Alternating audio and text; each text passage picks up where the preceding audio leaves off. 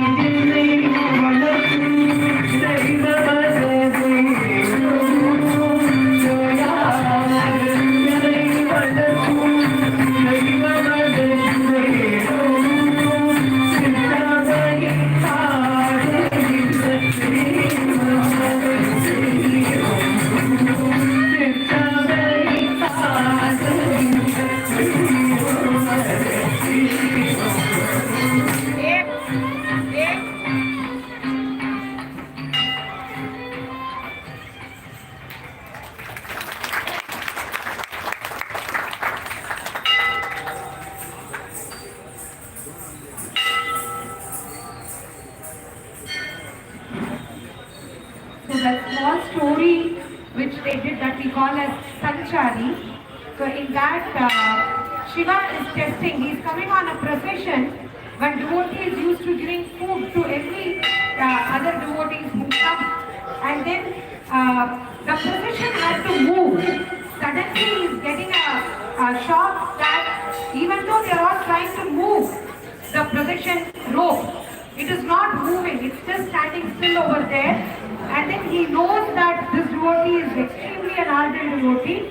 So there is a divine voice which is coming to say, you have to sing. Only when you start, he says, I don't know to sing. Then he says, you sing.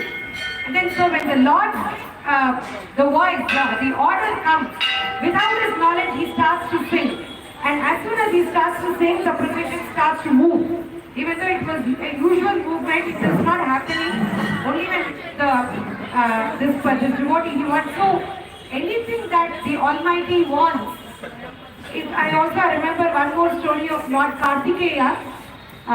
His devotee called Arunagirinathar. He has written many thousands of songs on Lord Kartikeya, but he was not even able to speak at all. So what Kartikeya does is, he takes his trishul, he takes his instrument and he writes the veil. He takes the veil and he writes on the tongue of that devotee Arunagirinathar and then says, start to sing. From there was no turning back. He sang about few thousands. So we have only few of it because it was really long back. We have in that maybe 50-60% we have it in writing and we sing all of those also. Similar to that, when the Lord's grace falls on us, instantly even a blind can see, a dumb can speak, yeah, anything is possible only with the divine grace. So that was proving through this Sanchari, this song. Now we move on to the Vasanta Navaratri has started today. So we invoke the goddess through one, we begin with a Viruttam, we call it Lokam, from a text called Abhirami Andadi. In that one another devotee called Abhirami Tattar, he is put into a big challenge. The challenge is, he used to be always thinking about the Almighty. And in that thing, the Maharaja comes. When he is in front of Maharaja, this Maharaja wanted to test this devotee. So he is asking, do you know what day is today? And then because he was always dreaming of the goddess, Abhirami, always that she was in front of him and all her, the brightness, the way she was glorified and all. So he was always in that thought. And when the Raja asked what day is today, he says today is Purnima. And people all say he has gone mad. Today is Amavasya. And he is calling today as Purnima. And then the Raja sends him for a punishment itself. He says, what are you saying? You are a fool.